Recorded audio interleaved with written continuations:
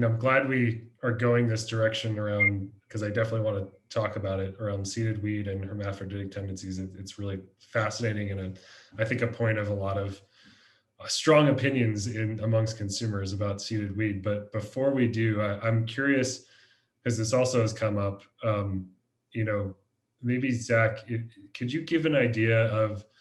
There's obviously many different factors that go into growing any plant, and cannabis is no different. You know, there's sort of obvious ones like food, water, light, environment. But of course, there's also genetic factors, which ties back into the pheno hunt. Have you been surprised by any results that maybe you saw that genetic was potentially driving more of a result versus environmental? Like, how do you make sense of the trade-off between those two sort of sets of factors? Yeah, that's a great question. And I mean, I'm certainly not a biology major by any means, but my very minute understanding is, I mean, when you're really trying to like dive into, phenos and their relationships, with genomes, you have like epigenetics, which fall into play there as well, which is basically like, the ability to add or subtract a specific DNA. Basically, it's how the body reads that DNA sequence. And so I think that's, on a level that we're unable to see, with the human eye. But one of the variables that I've found, to be quite profound and unique is that oftentimes, again, you'll see that mom or that dad be the dominant allele, but just like us, sometimes you're going to find that complete unicorn where you look at that plant and you're like, how did that plant come from those parents? And there's really no explaining that. And a prime example of that for us anyways is oftentimes you're going to see TAC levels within a plus or minus of about, I would say, 5%. But we have found some anomalies where her sisters are, let's say low teens, or rather, high teens, low 20s, and we found ones that are, in the 30 percentile. And THC is obviously not, all that we're after. So the one that was like really interesting for me to study was the teeter-totter effect of tetrahydrocannabinol delta 9 to delta 8, and then its relationship with CBD. And so we took a DNA. Shout out to Don and Aaron. We took a Tora Bora, which was a 2-to-1 cross, or 3-to-1 at that time. A 3-to-1 meaning three THC, 1 CBD, and then we crossed that with the Skywalker OG, that same one that we did with the Pina Grande, and we had about I would say 10 keepers that we went ahead and tested, and her cannabinoid profiles were fascinating. We found some that had almost no CBD, which is, you would think, how is that even possible when one of its parents, had a 3-to-1 ratio? And we found, to show the anomalies, we had one that was 25% THC and like 0.3% CBD. And then it continued to kind of shrink in. So then we had 3-to-1s, 2-to-1s, and then almost a 1-to-1, which is incredibly difficult, especially from the teeter-totter effect. As THC goes up, CBD usually goes down, unless you're working, with back crossing and things of those natures. But we found one particular pheno, pack number 6, is 11% THC and 8% CBD. And so that was pretty fascinating for me to see, not only from a phenotypical, but from a testing standpoint of how they can look so different. And then from a phenotypical standpoint, they look drastically different as well. One almost had more of a hemp look to it, kind of had that cherry smell that a lot of, hemp-derived strains have. It, it wasn't the most aesthetically pleasing bud structure, kind of a little bit more airy, leafy. And then the high THC, it looked like an atypical OG. I mean, you could barely tell that there was any of the Tora Bora in there. And so that's what's cool about hunting, particularly F1s. Kind of, piggybacking what I was talking about before, if we were to take a Tora Bora male or take a Skywalker OG male and cross that back, then we would expect those alleles to become more dominant, and so that's how you can really not only try to somewhat selectively breed, but then have it provides stability as well. So I mean, not that your hermaphroditic tendencies are going to completely go away, but once you're in an F5, the chances of stability are much greater than as an F1. Got it. Yeah. And I imagine, we're sort of fairly early in the process. Like, would you expect F5, I guess, is like that sort of North Star that we're trying to get to, or is it sort of still in the air? Like when we feel like we'll reach like optimal stability at Bountiful?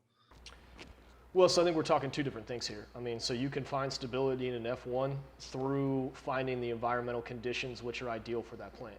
And that doesn't have anything to do with back crossing. That's still that same F1. Now it's through the breeding itself, creating new seeds, new children, that you would then have that F2, and then you would back cross that again, which would be an F3, F4, and so forth. So I don't think that a strain becomes unstable. I think that it's either stable or unstable naturally, and then I think that in that environment, there's greater risk to that. And I mean, and I think that's something that could be argued. I mean, from our personal experience, we've had greater success with some breeders, and we've had some not so great success with other breeders. And I can't say it has anything to do with the breeding process. Again, being completely transparent, we've had better success with regs than we have feminized seeds. And that's, been across all breeders. The feminized seeds have given us more hermaphroditic issues and have shown less stability than some of our reg seeds. But that is not to say that we haven't seen a reg S1 itself as well, so it's kind of hard to say there. One of the unique things is, and it was a question that was posed in an article I was reading a couple weeks ago that was talking that, with how popular breeding has become, particularly feminized, have we done a disservice to the Cannabaceae species by kind of overbreeding and by, kind of having these polyhybrids which are too closely related, and it's kind of cousins. I mean, their genomes, and their alleles are just too closely related to where you could end up having, chromosomal issues. And I don't know the answer to that, but it certainly is a question. It's food for thought, that's for certain. Yeah, that's really interesting. I had a question written down and this is kind of leaning into the more of the seeded conversation or hermaphroditic tendencies conversation, but that perhaps some breeders or seed that come from some breeders are not we're not seeing the same kind of success, and or at least we're seeing more hermaphroditic tendencies on some versus others. Like, do you have a sense of it? Is that just sort of a core problem with the seed, or is it some mixture of method or environment or gear? Do we have any sense of what would cause that? I mean, I think that as the grower, I'm always going to be the first to look at myself. So yeah, I think that we have to analyze what environmental factors we have that are causing those predispositions. But then there certainly is the fact that the one correlation that I can absolutely say is that if a breeder actually tests their product, so there's a lot of breeders out there that they're going to make those seeds and they themselves are not growing those seeds. And they're just selling those, and they're allowing others out there to be a part of the clout and be a part of the pheno hunt, and to find their own unicorn in that. And we certainly have done that, and there's nothing wrong with that. But the breeders that themselves have vetted out their selection and that have kind of ran through their own genetic lineup we've found better success with those breeders is what I would say there. But it's a double-edged sword. There absolutely is, you know, I mean, I'll use cookies as an example because that certainly is wide known in the industry. Cookies pretty much undoubtedly is going to give you a smaller, tighter node structure and potentially could cause you hermaphroditic tendencies. Because the cookie strain as a whole came from a herm, its whole lineup can potentially be that, as well as it has so many hybrids. I mean, you look at, you know, from its thin mints to its gelatos to, you know, all the variances of it and then all the different phenos of it that are then being crossbred in. When you delineate a lot of these genetics, they have very similar parents. And I don't know this for a fact, but it certainly would you know, cause a pause or at least a question of, is that leading to some of the pollen chucking that you're seeing in a lot of the hype strains? What I'm interested, I mean, Corey, what are your thoughts? I mean, do you think that it is more of a representation of our environment, or do you think it's more of a representation of the genetic, or do you agree with me? It's kind of a balance. It's 100% a balance. Like I said, the larger we scale up our phenotype, for instance, before we'd have a table, we'd have 30 phenos on this 140-foot table.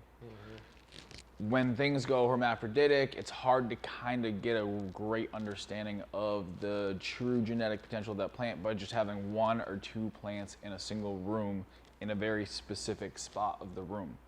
The larger we scale that up, and if you have plants that are all the same phenotype going from front to the back of the room, and you know, they're kind of going through all those little microclimates in the room, you can see where, okay, well, this spot was hot, the plant didn't like that very much. This spot was cold, the plant didn't like that very much. Those two spots, maybe they hermed. The ones that were in the middle, the Goldilocks zone, they did great. So it's kind of like once you scale up, you can get a true understanding of the genetics of the plant and just a larger picture to see if she's going to be a long-term, stable, you know, commercial plant. Right, and so on that same, you know, I mean, so for instance, you know, all of our flower rooms, although are cookie cutters of each other, they all have unique microclimates, which is true with any large scale grow. So anytime, you know, I don't know the exact amount of, you know, lights or square footage, but, you know, anytime you're scaling and you have, you know, several thousand square foot flower room, you spec it out to have, you know, a certain amount of British thermal units, and you spec out your lights. For instance, you know, our light layout, you know, I spaced everything, you know, I didn't reinvent the wheel. I did it, you know, pretty normal, 25 square feet in between lights. But then you still have your crossovers, so you still have certain parts of your room which are going to have greater U-moles than others. And then, you know, when you look at, you know, fans, and when you look at all the different nuances of the microclimates, you know, for us, you know, we have concentric ducts, and so how the air is dispersed on that canopy, you're going to have a hot spot versus a cold spot. And when we have a pretty state-of-the-art grow, and so our microclimates are less than others. I mean, to give you an idea, we fluctuate less than 10% relative humidity from day to night, which is certainly not easy to do on this large of a scale. But we still are seeing, you know, particularly on some of the less, you know, tried and true genetics, we are seeing, you know, hermaphroditic tendencies based on environmental factors. But then we're still seeing those carry out in different parts of the room, and that's where we call a spade a spade. So that's why we think it's important to, you know, have that pheno for at least 2 runs and take the notes of, okay, I had this on, you know, table 4J on the front 4x8, and then now we put it in this on the back 4x8, different microclimates, still very similar climates because they're in the same room. But if you're seeing the hermaphroditic tendencies in different microclimates, then at that point we feel confident that it is a combination of both. So whether or not, you know, is still an environmental factor, that specific phenotype is not thriving in our environment. And so that's at that point where we would, you know, make those colds. And then, you know, to talk about the susceptibility from the genes end, what's fascinating about that is, you know, we'll have 20 different phenos. There will be some phenos that have a much greater hermaphroditic tendency than others. And why that one pheno has a predisposition to the others, I can't necessarily say what the genetic makeup is that makes it, but it's fascinating. When you talk about the microclimates too, it's some of those earlier rooms that we had when we started popping seeds and we were doing the pheno hunts. I mean, we had 100+ strains in a 50 by 50 room. Mm-hmm. You have these sort of microclimates where, well, this strain just naturally grows shorter. This strain is a beast. Yep. So now when you're trying to dial in pars, you're at that point, you're really just trying to do what's best for the room as a whole. You can't necessarily think of these shorter plants specifically or these taller plants specifically. You could have easily a couple hundred par difference between these two plants that are on the same table directly next to each other, and they're both going to react differently to that environment. So it's not until later iterations, later generations that you're going to really truly get to know the plant and figure it out and what it wants. You kind of have to run and gun at first and say yes and no and make a lot of decisions at first that's going to potentially affect you later on down the road. Yeah, and from that, I mean, you're going to have your greatest vigor from the seed itself. You know what I mean? So how the seed reacts to that environment versus once you start cloning and making mothers of that, how that reacts, there is some variance there. Yeah, and I guess, I mean, not to oversimplify what y'all just said, but it kind of comes back to this broader concept of nature versus nurture, right? Like we all like to think that we have an idea of who we are or why things end up the way they are, but it's probably some mix. And there's so much you can do to sort of isolate certain factors, whether it's environmental or genomic, but it's kind of an impossible task. But it's fun. I mean, it's obviously it's like you can never be perfect, so it's trying to find the reasons for it and ideal. It's really the point of the pheno hunt. And I'm curious because we talked about a few aspects of the plant itself. So we talked about like bud structure, obviously the prevalence of seeds in the flower itself, terpenes, the effects obviously that cannabis will have when ingested in some form. Is there one that is maybe more common that we're using to eliminate? Obviously effect has to be seen after sort of experimenting with ingesting it, but is there a certain character, or whether it's bud structure or terpene, that we're seeing often being the reason for either like picking a strain or a clone versus another? Yeah, certainly. I mean, so again, oftentimes you're going to have one that checks 2 of those boxes, but not all 5, and so that's where you might have multiple keepers for depending on what your ultimate end goal is of that product. Mm-hmm. And so, as an example, the greasiness or the dryness, as well as the length and the size of the stalks and the heads, have a huge impact on whether or not that product should actually be sold as flower, or whether that product might be better off sold in the concentrate form. And then to even further that, based upon that, it's going to wash better on the solventless sector, or potentially wash better with like a hydrocarbon extraction based upon those factors. So what we really tried to do is, Mass is, I kind of say all the time, being from Colorado, one of the first, well, it was the first recreational, and certainly one of the first to kind of get the ball rolling. There's just a lot of played out strains, and there's nothing wrong with that, but one of our goals was just try to bring something a little bit different to the Massachusetts market. Currently, I would say that the Massachusetts market is kind of like circa 2012, 2014 of a more established market of California, Colorado. It's still a lot of GG4, Blue Dream, a couple cookie crosses. What'd you say? White Widow. White Widow, yeah. I mean, there's nothing wrong with any of those, old school, but they're classics. In terms of the efficacies of them, a lot of patients, since they've smoked them for a long time, they're not really having the same impact. And so to your point, what we're trying to kind of do is look at it, as Ethan Russo says, kind of the whole like symphony approach. And so everything, because we've bred everything to be such high THC, a lot of things are correlated with high myrcene on that. So kind of going to chemovars, that's what he defines as a type 1, high myrcene, high THC. Then you have like your type 2s, which are more on that like that Pac-Man, that Tora Bora. They have a nice balance between the two. But you know, I think as we learn more about this plant, and to kind of go back to the whole symphony approach, this is where terpenes and flavonoids and ketones and a lot of the unresearched things really have a huge impact on the efficacy of that particular strain. And he describes it like a triangle in a symphony. Now that instrument might not seem that impactful or instrumental, but if you take that triangle out, that's the pace, that's what's keeping the timing of all those things. And terpenes, in my, you know, very kind of encompassing, and I don't know if it's fully accurate, that's how I look at it, you know, like trying to look at it from a pharmacopoeia standpoint. You have your active and you have your inert ingredients. I would look at the cannabinoid levels as the active and the terpenes as the inert.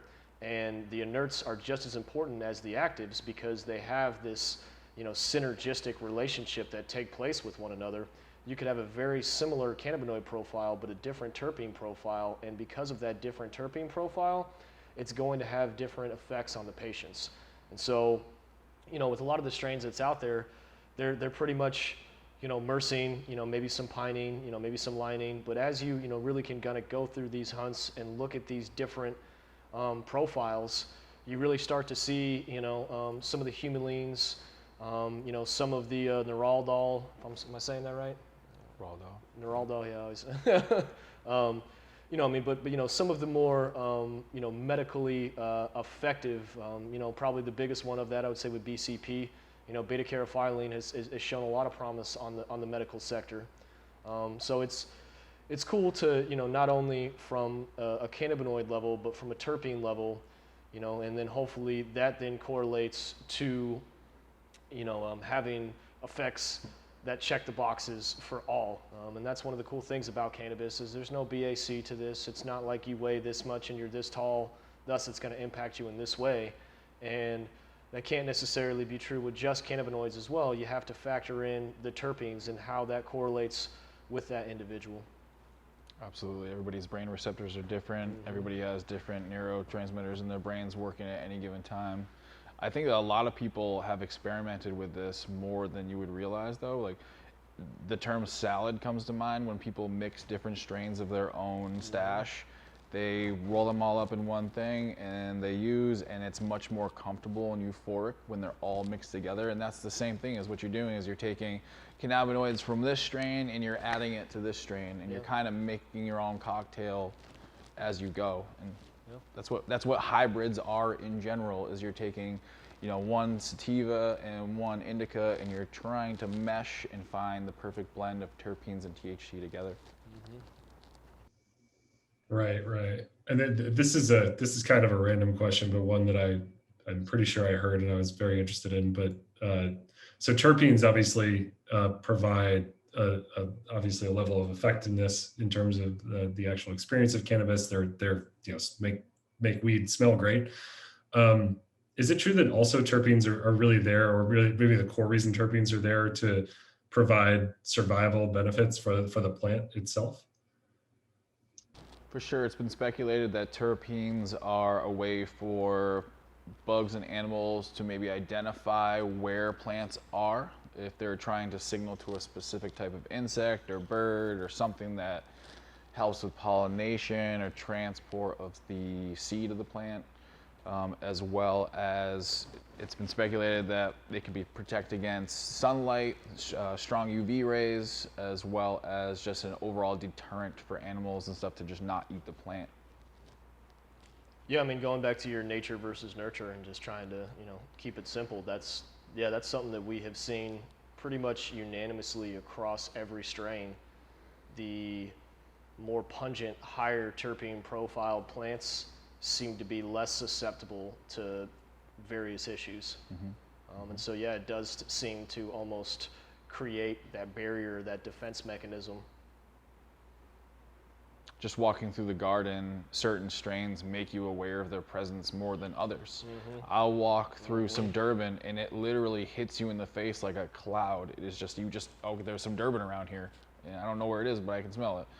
Yeah, and that's, to his point, I mean, you have some that you could have a room of 10 strains, and there are some terpene profiles that are just so profound that You can that's smell all you across smell. the room, across 50 strains, you can smell that one in the corner because that's how powerful it is. Just a nice way of saying hi Yeah. from Yeah. the corner. I think I have one more question about the grow itself, and then maybe we can switch to talking about a little bit more of, it's related to the pheno hunt, but more from the consumer, the sort of experience side of this business. But can we talk briefly about, from what I've heard, there's a sort of a trade-off between yield versus quality, I guess if you want to call it that, or uniqueness of product. Is that simply a clear trade-off, or how do we think about those two concepts when we're going through a hunt and choosing what to grow, how much to grow, and all that?